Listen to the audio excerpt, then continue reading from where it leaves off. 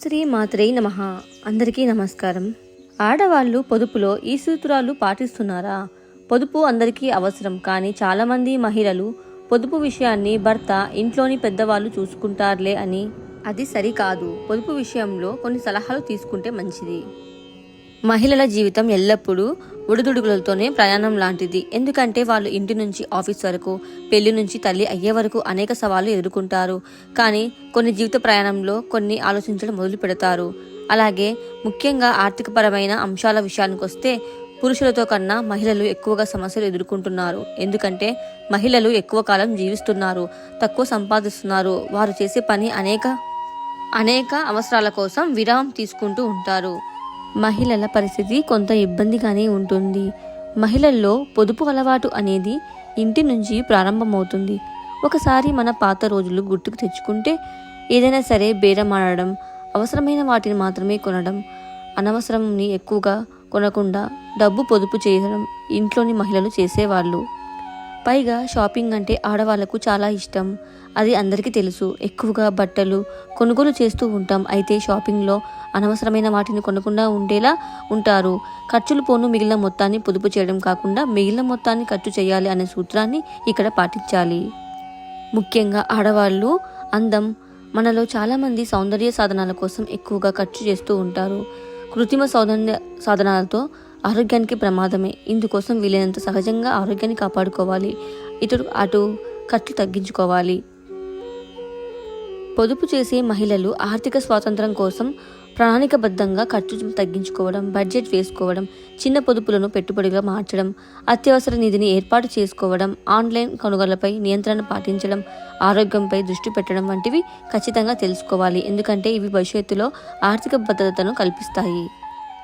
అందరిలో ఉన్న ప్రతి పెద్ద కళ ఒక చిన్న అలవాటు ద్వారా సాకారం అవుతుంది. ఆర్థిక విజయం విషయానికి వస్తే పొదుపు మొదటి అడుగు. ప్రతి నెల కొంచెం డబ్బు ఆదా చేస్తే తక్కువ సమయంలోనే పెద్ద ధనలాభం మారుతాయి. పొదుపు అనేది ఒక రోజుతో కాదు. మనం సంపాదిస్తున్నప్పుడు పొదుపు చేయాలి. పొదుపుతో మొదలు పెట్టాలి.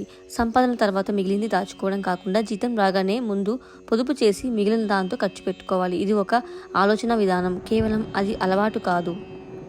మగవారితో పోలిస్తే ఆడవాళ్ళు పొదుపులో ముందున్న పొదుపు చేసే మొత్తాలు తక్కువగా ఉంటాయి. దీనిపై మరింత అవగాహన పెంచుకోవాలి. ఈ విషయాలు పాటించడం ద్వారా మహిళలు తమ ఆర్థిక లక్ష్యాలను సాధించి భవిష్యత్తులో ఆర్థికంగా స్వతంత్రంగా ఉంటారు. వంటింట్లో ఎలా పొదుపు చేయాలి అని ఆలోచిస్తుంటారు చాలామంది. కానీ వంటింట్లో నెల సరిపడ సరుకులు ఒక లిస్టు ద్వారా మనం తెచ్చుకుంటే వాటిని క్రమబద్ధంగా వాడుకోవాలి. అలా అయితే మనకు కావాల్సిన పొదుపు వంటింట్లోనే దొరుకుతుంది. మనం పొదుపు చేయడం చూసి మన పిల్లలు కూడా నేర్చుకోవాలి. వాళ్ళకి కూడా జీవితంలో పొదుపు అనే విషయం బాగా తెలుసుకోవాలి.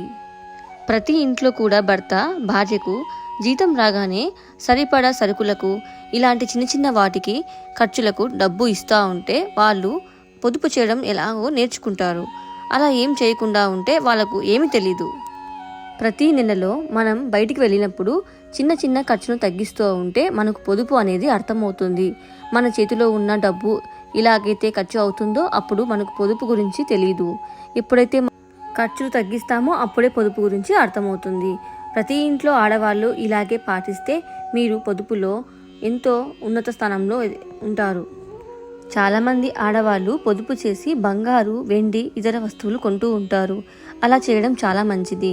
ఎందుకంటే వస్తువులు ఒక ధన రూపంలో, లాభ రూపంలో ఉండాలి. కానీ మనకు అవసరం లేకుండా ఏమీ కొనకూడదు. పొదుపు విషయంలో ఇలాంటి చిన్న చిన్న చిట్కాలు ప్రతి ఒక్కరూ తెలుసుకోవాలి. ముఖ్యంగా ప్రతి ఇంట్లో ఆడవాళ్ళు ఇలా పొదుపు గురించి తెలుసుకుంటే వాళ్ళకు పొదుపు ఎలా చేయడమో అర్థమవుతుంది. పొదుపు విషయంలో భర్త భార్యకు చాలా సపోర్ట్గా ఉండాలి. అలా ఉంటేనే ప్రతి మహిళ కూడా ధైర్యంగా ముందుకు వెళ్తుంది, ఏదైనా సరే ఆలోచిస్తుంది. ప్రతి మహిళ పొదుపు విషయంలో ఇలాంటి జాగ్రత్తలు తీసుకోవాలి. అలాగే మీ వీడియో అందరికీ నచ్చినట్లయితే లైక్ చేసి షేర్ చేయండి. సబ్స్క్రైబ్ చేసుకునే వాళ్ళు సబ్స్క్రైబ్ చేసుకోండి. మా ఛానల్ని మరింత సపోర్ట్ చేస్తారని కోరుకుంటున్నాను. అందరికీ కూడా ధన్యవాదాలు.